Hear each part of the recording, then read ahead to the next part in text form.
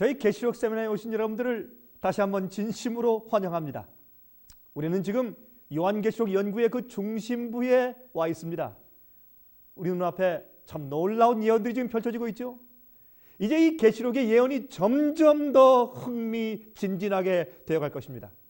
여러분, 지금부터 연구하는 예언들의 내용들은요, 현대를 살고 있는 우리들에게 직접적으로 적용되는 문제들을 앞으로 다루게 될 것입니다. 오늘은 드디어 그 요한계시록 13장을 연구하게 될 차례입니다. 이 13장은 짐승의 표에 대한 예언장으로서 유명하지요. 이 13장은 그 내용이 두 부분으로 구분되어 있습니다. 먼저 짐승의 표를 강요하는 중심 세력인 그 짐승은 과연 누구인가 하는 문제를 1절부터 10절까지 해서 다루고 있고, 그 다음에 짐승의 표에 대한 실제 예언이 후반부인 11절부터 18절까지 해서 기록되어 있는 것입니다. 여러분, 짐승의 정체와 상관없이 아무렇게나 짐승의 표를 갖다 붙여서 해석하는 경향들이 얼마나 많이 있는지 모르겠습니다. 여러분, 그렇게 하면 안 되겠죠? 여러분, 짐승의 그 정체가 무엇인지 먼저 밝히고 난 다음에 그 짐승이 내는 표를 우리가 이야기해야 될 것이 아니겠습니까? 이 장은 아주 자세하게 살펴보아야 하는 장입니다. 먼저 그 짐승의 정체를 먼저 알아야 할 것입니다. 그래서 2부로 나누어서 설명을 드리겠습니다. 오늘은 13장의 제1부로서 제일 먼저 등장하는 물에서 올라오는 이 짐승의 세력이 과연 누구인가 하는 문제에 대해서 같이 공부해 보도록 하겠습니다. 여러분, 얼마나 중요한 얘기인지 모르겠습니다. 여러분, 정신을 바짝 차리시고 이제 이 말씀을 들어보시기 바랍니다. 제가 이제 먼저 본문을 읽겠습니다. 요한계시록 13장 1절부터 10절까지 있는 본문을 읽어보겠습니다. 여러분, 이제 계시록 13장에 있는 정말 흥미진진한, 다시 말해서 이 짐승의 표가 담겨져 있는 놀라운 예언장에 들어가서 보도록 하겠습니다. 자, 13장 1절부터 10절까지 제가 본문을 읽겠습니다. 내가 보니 바다에서 한 짐승이 나오는데 뿔이 10이요 머리가 7이라. 그 뿔에는 10면류관이 있고 그 머리들에는 참남된 이름들이 있더라. 내가 본 짐승은 표범과 비슷하고 그 발은 곰의 발 같고 그 입은 사자의 입 같은데 용이 자기의 능력과 보좌와 큰 권세를 그에게 주었더라. 그의 머리 하나가 상하여 죽게 된 것 같더니 그 죽게 되었던 상처가 나오매 온 땅이 이상히 여겨 짐승을 따르고 용이 짐승에게 권세를 주므로 용에게 경배하며 짐승에게 경배하여 가로되 누가 이 짐승과 같으뇨 누가 능히 이로 더불어 싸우리요 하더라. 또 짐승이 큰 말과 참남된 말하는 입을 받고 또 42달 일할 권세를 받으니라. 짐승이 입을 벌려 하나님을 향하여 회방하되 그의 이름과 그의 장막 곧 하늘에 거하는 자들을 회방하더라. 또 권세를 받아 성도들과 싸워 이기게 되고 각 족속과 백성과 방언과 나라를 다스리는 권세를 받으니 죽임을 당한 어린 양의 생명책에 창세 이후로 농명되지 못하고 이 땅에 사는 자들은 다 짐승에게 경배하리라. 누구든지 귀가 있거든 들을지어다. 사로잡는 자는 사로잡힐 것이요 칼에 죽이는 자는 자기도 마땅히 칼에 죽으리니 성도들의 인내와 믿음이 여기 있느니라 그랬습니다.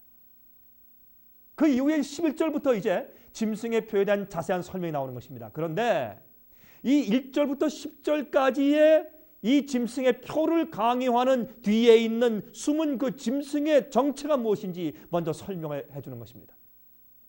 한 가지 우리가 알고 지나가야 할 것입니다. 13장에 짐승이 물에서 올라온다고 했습니다.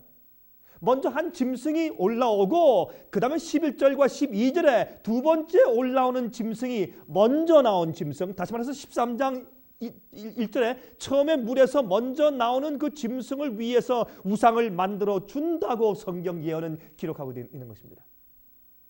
여러분 아시겠습니까? 짐승의 정체가 나오지만 그 짐승 자체가 아니라 두 번째 나오는 짐승이 그 먼저 짐승을 위해서 이제 그 우상을 세워준다고 성경에 기록되어 있습니다. 이 두 짐승 중에서 첫 번째 짐승은 바다에서 나오고 두 번째 짐승은 어디에서요? 땅에서 나올 것입니다. 그래서 이 바다, 즉 물은 많은 사람들을 상징합니다. 많은 사람들이 살고 있는 지역에서부터 그 세력이 올라온다, 그러한 뜻입니다. 여러분, 실제적으로는 유럽 대륙을 상징한다고 보아야 할 것입니다. 여러분, 요한계시록 17장 15절을 보면 이렇게 말씀되어 있습니다. 또 천사가 내게 말하되 내가 본 바 음녀의 많은 물은 백성과 무리와 열국과 방언들이니라 그랬습니다. 그러므로 여러분 이 물은 많은 사람들을 상징해요. 그래서 물에서 짐승이 올라오는 것은 짐승은 예언에서 나라나 국가나 세력을 말하기 때문에 사람들이 물에서 짐승이 올라오는 것은 많은 사람들이 사는 지역에서 한 세력이 국가가 올라오는 것을 상징한다고 말할 수 있는 것입니다. 두 번째 짐승은 땅에서 올라옵니다. 여러분들이 그러므로 사람들이 많이 살고 있지 않는 황량한 곳에서부터 올라온다고 그렇게 해석할 수 있습니다. 물에 반된 땅 아니겠습니까? 자, 이것은 제가 이제 다음에 말씀을 드리겠습니다. 자, 그러면 먼저 등장하는 물에서 올라오는 짐승에 대해서 같이 좀 연구해 보아야 할 것입니다. 이것은 참 흥미진진한 예언이 아닐 수가 없습니다. 이 짐승은 복합적인 모습을 가지고 있는 짐승입니다. 여러분 우리가 아까 읽었지만은 본문에서 몸은 무엇 같고요? 예, 표범 같고 또 발은요 곰 같고 머리는요 사자 같은 짐승이라고 말했습니다. 이 상징은 다니엘서에서 빌려온 상징들입니다. 여러분 구약시대 예언의 선지자 다니엘은 계시 가운데서 세계 역사의 제국들이 차례대로 물에서부터 올라오는 것을 보았습니다. 그 나라들은 짐승들로 상징되어 있었습니다. 그 예언이 다니엘서 7장에 있죠. 여러분 잘 아시죠? 바벨론은 사자로 상징되어 있습니다. 사자는 어떻습니까? 사자는 그 짐승의 왕이죠. 그런데 이 사자가 독수리의 날개를 가지고 있어요. 그러므로 참으로 정말 강력한 왕 같은 나라였던 고대 바벨론을 사자로 상징했고, 또한 메데 페르시아는 곰으로 상징했습니다. 곰은 용맹스럽죠. 인내가 있죠. 그래서 아주 용맹스러운 페르시아를 상징했고 곰으로. 그 다음에 또 헬라는 세 번째 나라는 다니엘 7장에 나오는 것들입니다. 다니엘 계시 가운데 보면 세 번째 나라는 헬라인데 그 헬라는 무엇으로요? 표범으로 상징되어 있었죠. 머리가 4개인 새 날개를 가지고 있는, 그렇죠? 근데 이 표범은 가장 빨리 달리는 동물 아니겠습니까? 그래서 가장 빨리 세상을 정복한 신속함을 상징하는 것이었습니다. 또 네 번째 로마 제국을 상징하기 위해서 무섭고 놀라운 용 같은 짐승이 올라온다고 계시를 본 것입니다. 이 짐승들은 세계 제국들을 상징했습니다. 지금도 여러분 미국을 무엇으로 상징합니까? 미국을 상징하는 동물이 무엇입니까? 독수리죠. 또 러시아를 상징하는 동물이 무엇입니까? 곰이죠. 이렇게 해서 지금도 강국들을 상징할 때 그러한 동물로 상징하는 습관이 지금도 있는 것을 우리가 알 수가 있는 것입니다. 여러분 혹시 이 다니엘의 예언을 잘 모르시는 분들을 위해서 제가 간단하게 다니엘 7장을 좀 설명하고 지나가겠습니다. 여러분 다니엘 7장 1절부터 8절까지 좀 먼저 읽어보겠습니다. 여러분 흥미있는 얘기입니다. 여러분 다니엘 7장 1절부터 8절까지 보시면 거기에 다니엘이 이제 계시 가운데서 바로 이러한 동물들이 이제 올라오는 그 문제가 여기 기록되는 것을 우리가 볼 수 있습니다. 제가 한번 좀 읽어드릴게요. 보세요. 다니엘 7장 1절부터 8절 좀 읽어드리겠습니다. 벨사살 바벨론 왕 벨사살 원년에 다니엘이 그 침상에서 꿈을 꾸며 뇌 속으로 이상을 받고 그 꿈을 기록하며 그 일의 대략을 진술하니라. 지금 이 침상에서 다니엘이 바벨론에 있을 당시에 그 당시에 벨사살 왕 원년에 꿈을 꾸었다고 했습니다. 지금 다니엘이 지금 꿈을 꾸었는데 그 꿈의 대략을 기록했습니다. 2절부터 다니엘이 진술하여 가로되 내가 밤에 이상을 보았는데 하늘에 네 바람이 큰 바다로 몰려 불더니 큰 짐승 넷이 바다에서 나왔는데 그 모양이 각각 다르니 첫째는 사자와 같은데 독수리의 날개가 있더니 내가 볼 사이에 그 날개가 뽑혔고 또 땅에서 들려서 사람처럼 두 발로 석양을 입었으며 또 사람의 마음을 받았으며 다른 짐승 곧 둘째는 곰과 같은데 그것이 몸 한편을 들었고 그 입의 이사이에는 새 갈빗대가 물렸는데 그에게 말하는 자가 있어 이르기를 일어나서 많은 고기를 먹으라 하였으며 그 후에 내가 또 본즉 다른 짐승 곧 표범과 같은 것이 있는데 그 등에는 새 날개 넷이 있고 그 짐승에게 또 머리 넷이 있으며 또 권세를 받았으며 내가 밤 이상 가운데 그 다음에 본 넷째 짐승은 무섭고 놀라우며 또 극히 강하며 또 큰 천리가 있어서 먹고 부서뜨리며 그 나머지를 발로 밟았으며 이 짐승은 전에 모든 짐승과 다르고 또 10뿔이 있으므로 내가 그 뿔을 유심히 보는 중 다른 작은 뿔이 그 사이에서 나더니 먼저 뿔 중에 셋이 그 앞에 뿌리까지 뽑혔으며 이 작은 뿔에는 사람의 눈 같은 눈이 있고 또 입이 있어 큰 말을 하였느니라 하겠습니다. 참 흥미진진하죠? 아직 한 절 더 읽어야 합니다. 여러분 여기 또 17절 좀 보겠습니다. 다니엘서 7장 17절을 보면 여기 이런 말씀이 기록되어 있어요. 그 내 짐승은 내 왕이라 세상에 일어날 것이로되. 천사 나타나서 이미 설명해 주었습니다. 여기 이제 계시 가운데 보면 내 짐승은 무엇이라고요? 이 세상에 내 나라요 내 왕이라고 설명되어 있습니다. 그런데 이 짐승들이 올라올 때 차례로 올라오는데 어떻게 해요? 제일 처음에 독수리의 날개를 달린 사자가 올라왔습니다. 그렇죠? 그 다음에 두 번째로 이 한쪽 어깨를 들고 입에 갈비뼈 3개를 물고 있는 곰이 올라왔어요. 그렇죠? 또 세 번째 새의 날개를 가진 표범이 또 올라왔습니다. 근데 표범의 머리가 몇 개였습니까? 4개였습니다. 네 번째로 무섭고 놀라우며 강한 짐승, 철이를 가지고 있으면서 10뿔을 가지고 있는 용 같은 짐승, 용으로 상징된 짐승이 올라오는 것을 다니엘이 계시 가운데 보았습니다. 여러분 이것을 사도 요한이 그 상징을 그대로 빌려서 계시 가운데 주님께서 그 똑같은 상징으로 보여주셨기 때문에 똑같은 계시의 상징을 빌려서 지금 요한 계시록에서 지금 이 세계 역사의 흐름과 특별히 마지막에 그 짐승의 표를 내릴 그 짐승의 정체를 설명하기 위해서 다니엘의 계시를 빌려다가 지금 요한 계시록에서 기록해서 우리가 설명해 주고 있는 것이라고 말입니다. 여러분 세계 역사의 최초의 제국이었던 바벨론, 그것은 정말 독수리의 날개를 가진 사자로 그렇게 표현하기에 적당한 그런 나라였습니다. 여러분 얼마나 강한 강국이었습니까? 독수리는 새의 왕이었습니다. 또 사자는 동물의 왕입니다. 그러므로 세상 나라의 왕이었던 옛날 최강국이었던 세계 역사 최초의 제국이었던 바벨론 제국을 독수리 날개 달린 사자로서 그렇게 표현하는 것은 얼마나 적당한 것입니까? 그런데 나중에 이 사자가 또 발로 서면서 사람의 마음을 받았다고 했어요. 그것은 무슨 뜻입니까? 나중에 그 나라의 왕이었던 느부갓네살 왕이 그가 회개하고 온전한 정신이 들어가는 것을 상징하죠. 여러분이시여, 그런데 재미있는 것은요, 지금도 옛날에 바벨론 지방에 있는 그 고고학적으로 땅을 파서 바벨론 지방의 그 성벽과 성문을 파서 보면 거기에 이 사자의 그림들이 금으로 지금도 새겨져 있는 것입니다. 그러므로 그 당시에도 바벨론 자기 나라를 사자로 표현한 것을 우리가 역사적으로 알 수가 있는 것입니다. 또 한쪽 어깨를 들고 있다고 되어 있는데 여러분 그건 무슨 뜻입니까? 이 두 번째 나라가 곰이 한쪽 어깨를 들고 있어요. 입에 갈빗대 3개를 물고 있어요. 무슨 뜻이겠습니까? 여러분 이 한쪽 어깨를 든 것은 양쪽 어깨, 다시 말해서 두 나라가 동맹 국가인데 그 중에서 한 나라의 힘이 더 클 것이라는 것을 상징하죠. 그래서 메대와 페르시아 나라가 동맹해서 바벨론을 쳤는데, 그런데 메대보다 페르시아 나라가 더 강했기 때문에 한쪽 어깨를 들었다고 했고, 그 다음에 갈빗대 3개를 물고 있는데 그것은 실제적으로 3마리 짐승을 이미 잡아먹었어요. 그래서 애굽과 시리아와 리디아 이 3나라를 이미 정복한 다음에 바벨론까지 정복했다고 해서 갈빗대 3개를 입에 물고 있는 곰으로 상징해 두었습니다. 얼마나 놀라운 성경 예언이었습니까? 또한 세 번째, 새의 날개를 가진 표범으로 상징된 나라, 머리가 4입니다. 이 나라는 바로 헬라죠, 그리스죠. 그것은 이 세상을 가장 빨리 세상을 정복했던 알렉산더 대왕을 가지고 있던 헬라 나라 그리스를 상징하는 것이 아니겠습니까? 여러분 그 유명한 얘기가 있죠.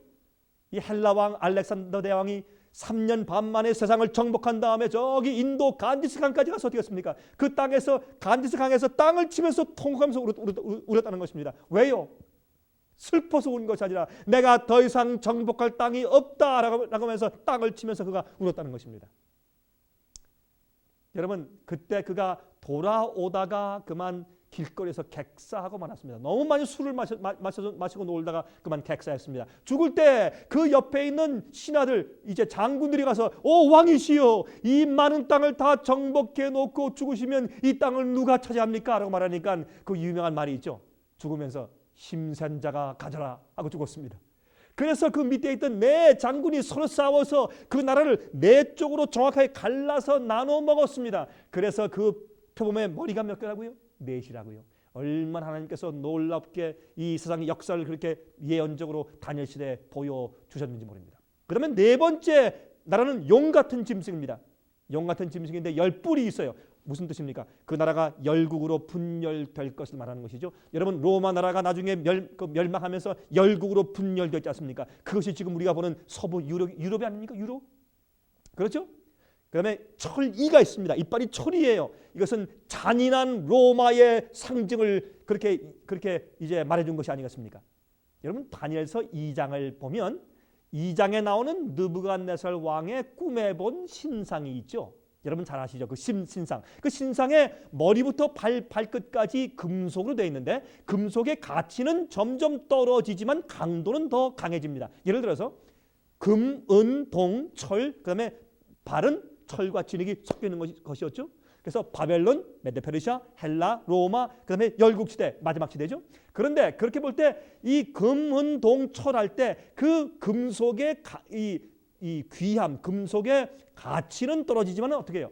강도는 점점 강해지는 것처럼 금보다 은이 강하고 은보다 동이 강한 것처럼, 그렇죠? 점점 그렇게 강해지는 것처럼 그것은 다시 말해서 그 제국들의 순서가 부는 좀 약해질지 모르지만 그 군사력은 점점 강해질 것에 대한 세상 역사의 흐름을 성경 가운데 그렇게 자세하게 설명해주고 예언해 주신 것입니다. 놀랍지 않습니까? 지금은 열 발가락 시대에 살고 있습니다. 철과 진흙이 섞여 있어요. 강국과 약한 국가, 부한 나라와 가난한 나라가 철과 진흙이 섞여서 다시 서로 엉키지 않는 것처럼 불안하게 지금 엉켜 있습니다. 그러한 것이 바로 지금 이 마지막 열국 시대가 아니겠습니까? 여러분이시여. 그런데 뜨인 돌이 와서 사람의 손으로 만들지 않은 뜨인 돌이 날라와서 어딜 쳤습니까? 그 신상에 발을 쳤을 때 산산조각 났죠. 그것은 예수 그리스도의 재림을 말합니다. 우리가 사는 이 시대에 올 예수 그리스도의 재림을 말하는 것을 우리가 알 수 있는 것입니다. 자, 그런데 여기 보면 이제 다니엘 2장에 있는 그 순서와 다니엘 7장에 있는 그 순서가 아주 똑같은 것을 우리가 알 수가 있습니다. 그런데 요한의 묘사를 보면 말이죠, 다니엘이 말한 짐승들의 순서와 반대입니다. 요한이 말한 이 짐승의 순서와 다니엘 7장에서 말한 짐승의 순서가 반대입니다. 우리가 잘 보면 다니엘은 미래를 내어다 보면서 말했기 때문에 사자, 곰, 표범, 그 다음에 용 같은 짐승 했지만은 요한은 다니엘의 예언이 거의 다 성취되어 가고 있는 시점에서 뒤를 돌아다 보면서 그가 예언을 보고 설명했기 때문에 그가 반대로 말했습니다. 그래서 요한계시록 13장에서 보면 물에서 올라오는 짐승이 제일 먼저 몸은 표범 같다고 되어 있고 짐승이 그 발은 곰 같다고 되어 있고 머리는 사자 같다고 되어 있어서 그 순서를 반대로 표기한 것입니다. 그 다음에 그 머리가 7입니다. 거기에 10뿔이 있어요.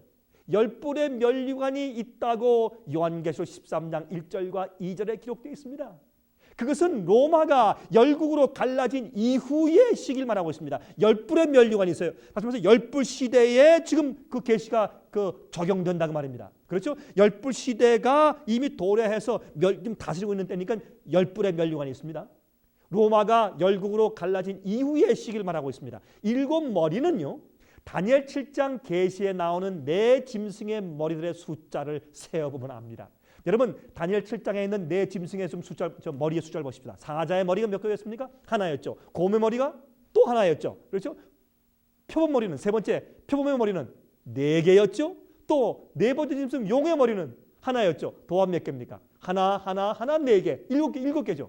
그래서 7개의 머리가 있다고 되어 있는 것입니다. 이 표상은요, 이 세력이 바벨론의 부와 페르시아의 용맹과 헬라의 신속함의 특성을 한 몸에 지니고 있다는 것을 영적으로 상징하는 것입니다. 그런데 용이 자기의 능력과 보좌와 권세를 이 짐승에게 주었다고 했습니다. 용이 자기의 능력과 보좌와 권세를 이 짐승에게, 물에서 올라온 첫 번째 짐승에게, 이 짐승은 짐승의 표를 내리는 그 배후의 세력인데 이 짐승에게 용이 능력을, 권세를 주었다고 했어요. 용은 여러분 성경에서 무엇을 상징합니까? 사탄을 상징하죠.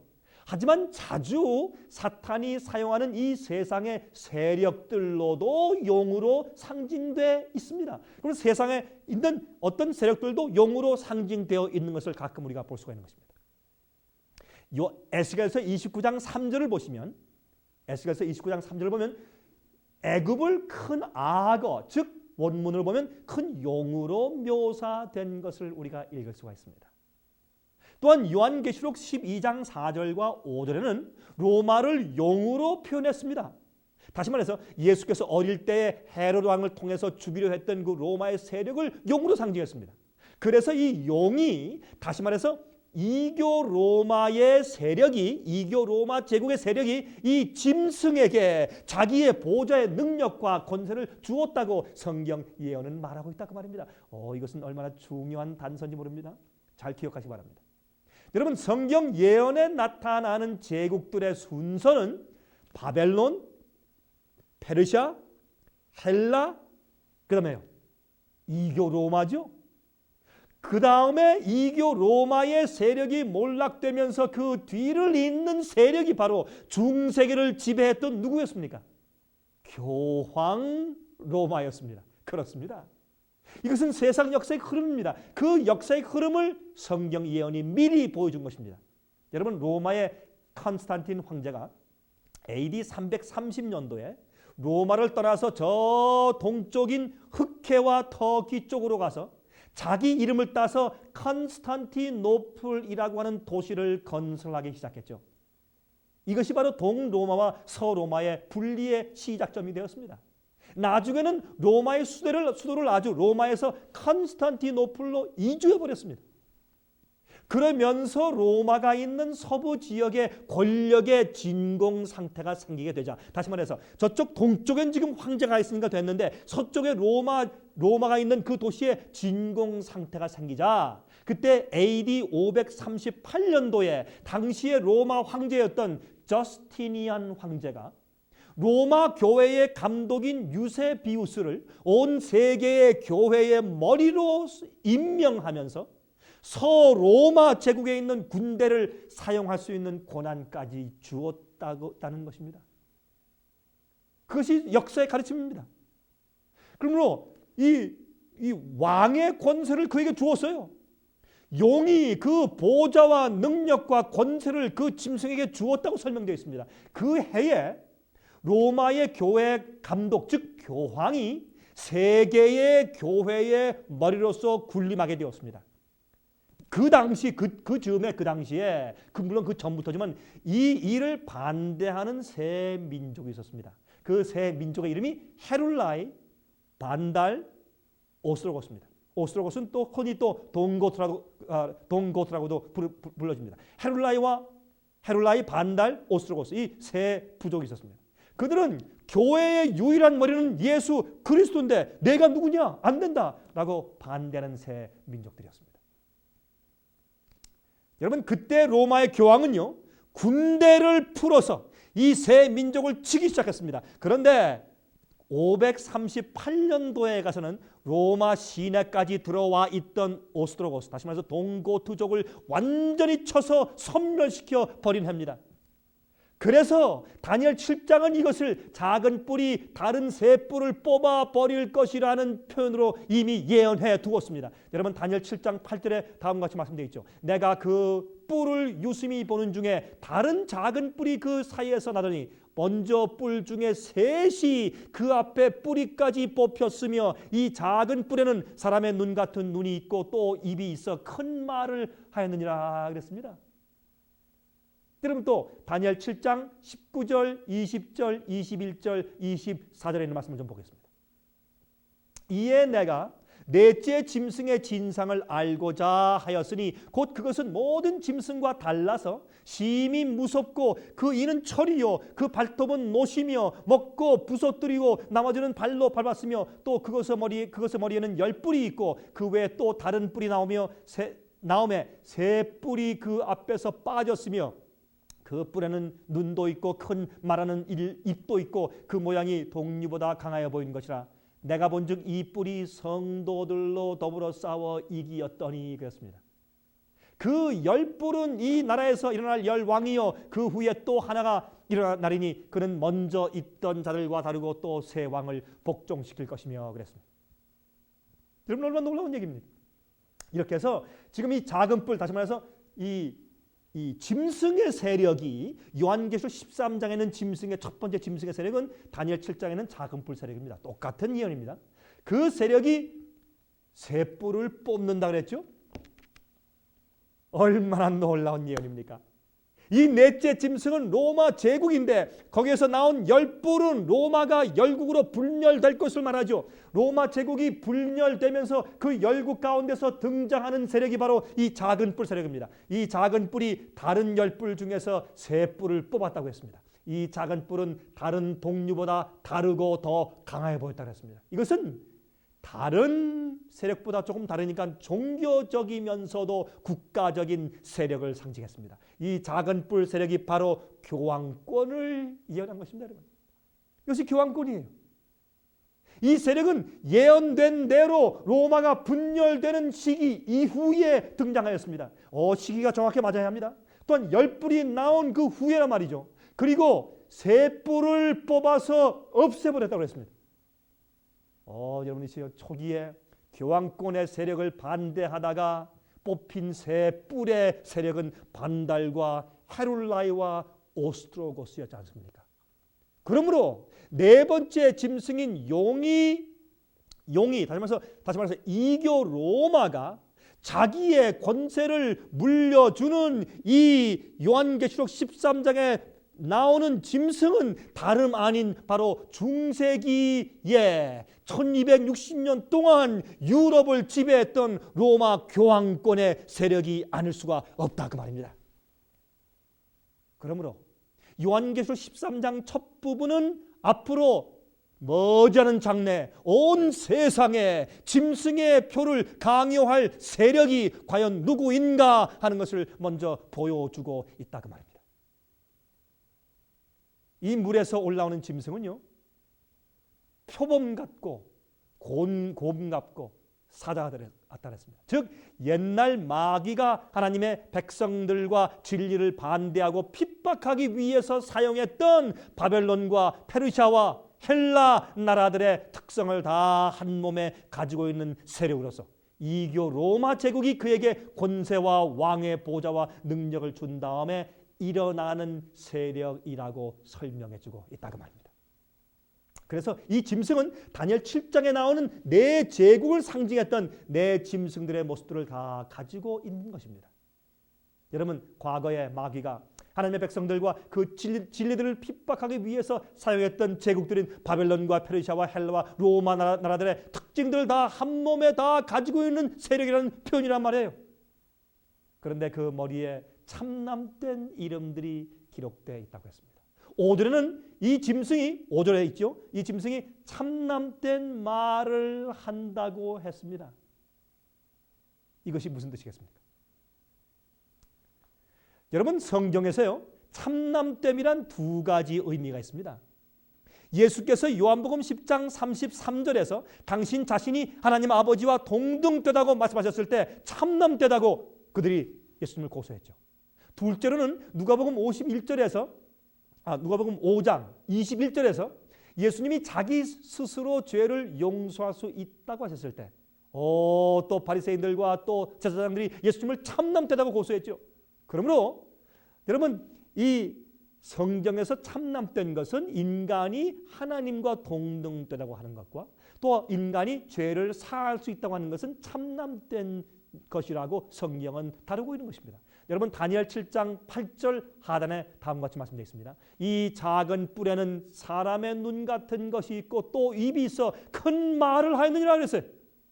다니엘서의 작은 뿔과 요한계시록 13장의 이 짐승에 대한 예언이 꼭 같습니다. 자 보세요. 요한계시록 13장 5절 보십시오. 계시록 13장 5절에 또 짐승이 큰 말과 참남된 말하는 입을 받고 똑같지 않습니까? 그러면 역사적으로 교황의 자신의 고난에 대하여서 어떻게 주장하였는지를 한번 살펴보면 우리가 알 수 있을 것입니다. 천주교회 백과사전에서 교황에 대한 해석 중에서 레오 13세의 말을 빌려서 다음과 같이 기록해 놓았습니다. 자, 들어보십시오. 교황은 너무 존엄하고 높기 때문에 단지 인간이 아니라 하나님과 같은 존재로서 하나님의 대리자이다. 놀라운 얘기죠. 1894년 6월 24일자 교황의 교서 중에서 이렇게 기록되어 있습니다. 교황들은 이 지구상에서 전능한 하나님의 자리를 대신한다. 엄청난 얘기 아닙니까? 또한 바티칸의 공식 저서인 페라리시스의 프람타 비블리오테카 제6권 26페이지에 있는 글입니다. 교황은 하늘의 왕, 지상의 왕, 연옥의 왕으로서 3층 면류관을 쓴다.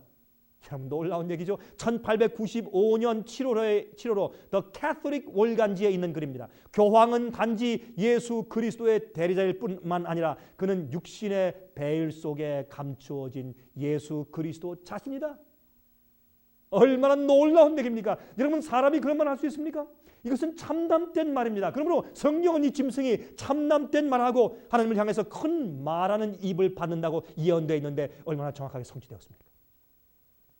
또한 교황권은 신부들이 죄를 용서하는 일에 대해서 이렇게 주장합니다. 신부들의 존엄성과 의무들 12권 27페이지에 이렇게 말씀되어 있습니다. 기록하기를 하나님 자신도 신부들이 용서해 주거나 용서하기를 거절하는 사제들의 판단에 따라서 행하시며 신부들의 선언이 선지한 후에야 하나님께서 그것에 의해 판단하신다. 여러분, 그렇게 말할 수 있습니까? 놀라운 얘기 아닙니까? 사람이 죄를 사한다고요? 있을 수 없는 일입니다. 1984년도 12월 11일 요한 바오로 2세 교서 가운데입니다. 1984년도 12월 11일 요한 바오로 2세 교서 가운데서 137페이지에 다음과 같은 말이 기록되어 있습니다. 용서는 하나님께로부터 직접 임하는 것이 아니라 그러므로 자주 신부들에게 가서 죄를 고백해야만 한 것이다 그랬어요. 여러분이시여, 얼마나 놀라운 얘기입니까? 그러므로 교황권은 또한 신부들은 하나님 대신 죄를 사해 준다고 말하고 있지 않습니까? 참남된 이야기입니다. 여러분, 그러나 성경은 다음과 같이 선포하고 있습니다. 디모데전서 2장 5절에 하나님은 한 분이시요 또 하나님과 사람 사이의 중보도 한 분이시니 곧 사람이신 그리스도 예수라. 여러분, 데살로니가 후서 2장 4절에 이런 말씀이 있습니다. 저는, 그것은 불법의 사람을 말하는 것입니다. 저는 대적하는 자라, 불법의 사람은 대적하는 자라, 범사에 일컫는 하나님이나 숭배함을 받는 자 위에 뛰어나 자존하여 하나님 성전에 앉아 자기를 보여 하나님이라 하느니라. 그러므로 말틴 루터는 바로 여기에 해당된 이 말씀은 교황권에 해당된 예언이라고 그는 이야기하고 예언하였습니다. 말틴 루터 이야기입니다. 그렇게 해석했습니다. 여러분, 성경의 예언이 얼마나 확실합니까? 교황권에 관한 이 예언이 얼마나 확실합니까? 또 한 가지 여러분, 흥미있는 예언이 있습니다. 여러분, 계시록 13장 3절부터 5절까지 이런 말씀이 있었죠. 그의 머리 하나가 상하여 죽게 된 것 같더니 그 죽게 되었던 상처가 나음에 온 땅이 이상히 여겨 짐승을 따르고 용이 짐승에게 권세를 주므로 용에게 경배하며 짐승에게 경배하여 가로되 누가 이 짐승과 같으뇨 누가 능히 이로 더불어 싸우리요 하더라. 또 짐승이 큰 말과 참남된 말하는 입을 받고 또 42달 일할 권세를 받으니라. 여러분이 42달, 즉 3년 반, 이것은 한때, 두때, 반때에 대한 예언이죠. 42달 아니면 3년 반 아니면 1260일에 대한 예언은 이미 지난 시간에 제가 다 말씀을 드렸습니다. 여러분, 성경에 이 1260일에 대한 예언이 7번 등장합니다. 이것은 너무 중요하기 때문에 이 짐승의 세력이 누구인지 정확하게 짚어주기 위해서 7번 등장해요. 여러분이시요. 교황이 중세기의 성도를 핍박하며 유럽을 지배하고 다스리던 기간이 아닙니까? 그런데 이 1260일, 즉 1260년의 예언 기간이 끝날 때에 받는 죽게 되었던 상처가 낫게 될 것이라는 사실과 상처가 나오면 온 세상이 이상히 여기며 따를 것이라고 말씀해 있다 그 말입니다. 원의 뜻대로 하면 경이로운 이상한 마음을 가지고 온 세상이 다 그를 따를 것이라고 예언되어 있습니다. 그가 이제 1260년의 예언 기간이 끝날 때 죽게 되는 상처를 받을 것이고 그 상처가 나중에 낫게 되면서 온 세상이 이상히 여기며 그를 다 따를 것이라고 예언되어 있어요. 여러분 AD 538년도에 교황의 권위를 확립한 지 그 이후인 1260년 이후인 정확하게 1798년도에 불란서의 버티어 장군이, 나폴레온 장군 밑에 있던 불란서의 버티어 장군이 바티칸에 가서 교황을 붙잡아서 말에 태워서 불란서로 데리고 와서 감옥에 넣었는데 거기서 죽었습니다. 그러므로 교황이 죽게 되는 상처를 받았어요. 1260년 동안 이 중세기의 암흑시대 유럽을 지배하고 핍박하고 5천만 명 이상 그리스도인을 죽이는 일을 한 다음에 그 예언이 끝나는 정확한 해인 1798년도에 그가 죽게 되는 상처를 받았습니다. 그런데 성경은 그 교황권의 그 죽게 되었던 상처가 낫게 될 것이라고 예언했습니다. 그리고 온 세상이 그를 따를 것이라고요. 여러분들이시여, 오늘날 이 예언의 놀라운 성취를 보고 계시지 않습니까? 1929년도에 이태리의 무소리니가 바티칸의 180에이커의 땅을 그에게 내어주고 독립된 국가로서 인정해 주었습니다. 그것을 우리가 잘 아는 라테란 조약이라고 부르는 것이 아닙니까? 여러분이시여, 얼마나 놀라운 얘기입니까? 여러분, 예언이 너무 정확하게 성취되어 가고 있는 것입니다. 그런데 1929년도 그 라테란 조약을 맺은 그 해에 1929년도 2월 12일자 그 당시 미국의 샌프란시스코 크로니클 신문은 전면에 교황의 죽었던 상처가 치료되다라는 톱 기사를 게재하게 되었습니다. 여러분이시여, 그 당시에는 이 교황의 상처가, 죽게 되었던 상처가 치료된다고 설명했어요. 미국에서. 왜? 그것이 미국에 있는 기독교인들의 해석이었기 때문에. 오늘날 온 세계를 누비는 교황권의 힘을 좀 보십시오. 여러분, 미국의 달라진 태도를 좀 보십시오. 미국의 대통령들이 교황을 얼마나 끔찍히 여기며 환영합니까? 그가 미국을 방문할 때 100만 명씩 모여서 그를 환영하고 꽃다발 두지 않습니까? 옛날에 미국의 태도와 정반대 아닙니까? 여러분, 교황권의 핍박에 못 이겨서 도망가서 세운 것이 미국입니다. 미국이 얼마나 태도를 돌변했습니까? 여러분, 그렇게 될 것이라고, 그의 짐승의 상처가 낫게 될 것이라고 성령 예언을 말했는데 정확하게 성취되고 있습니다. 또한 소련의 공산주의를 몰락시킨 힘을 좀 보십시오. 짐승의 세력인 이 교황권이 미국의 로널드 레간 대통령과 합력해서 소련을 무너뜨렸지 않습니까? 여러분, 그것은 우리가 다 알고 있는 사실 아닙니까? 또한 각 나라의 정치가들의 아련하는 것을 보십시오. 미국의 국회의원들이 유럽을 가면 제일 먼저 어디 갑니까? 바티칸에 가서 로마의 교황을 먼저 아련해서 절합니다.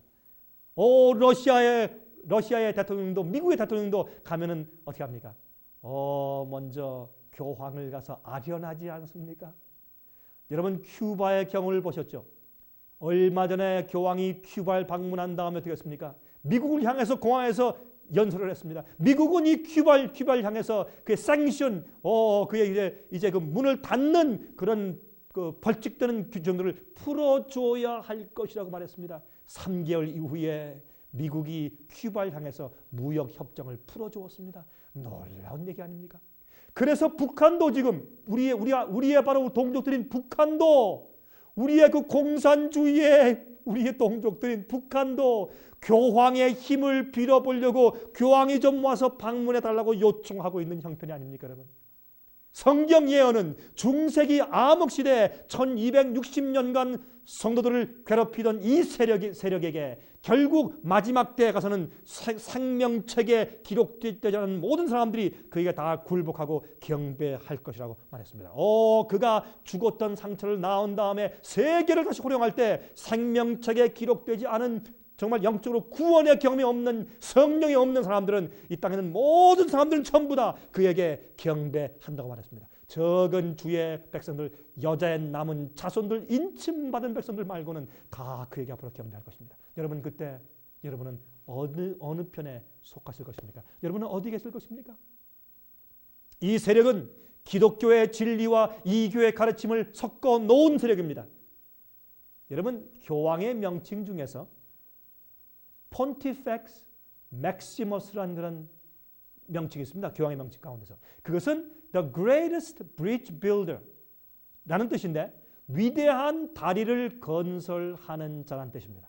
이것은 옛날 바벨탑을 쌓았던 고대 바벨론의 니므롯에게서부터 비롯된 말입니다. 여러분, 이 세상의 모든 이교의 가르침들은 옛날 고대 바벨론에서부터 흘러내려왔죠. 여러분, 옛날 고대 바벨론에서부터 흘러내려온 것이 모든 이교의 세력과 잘못된 오류의 가르침입니다. 그래서 타락한 기독교회를 성경은 무엇이라고 부릅니까? 바벨론이라고 부르지 않습니까? 여러분 보세요.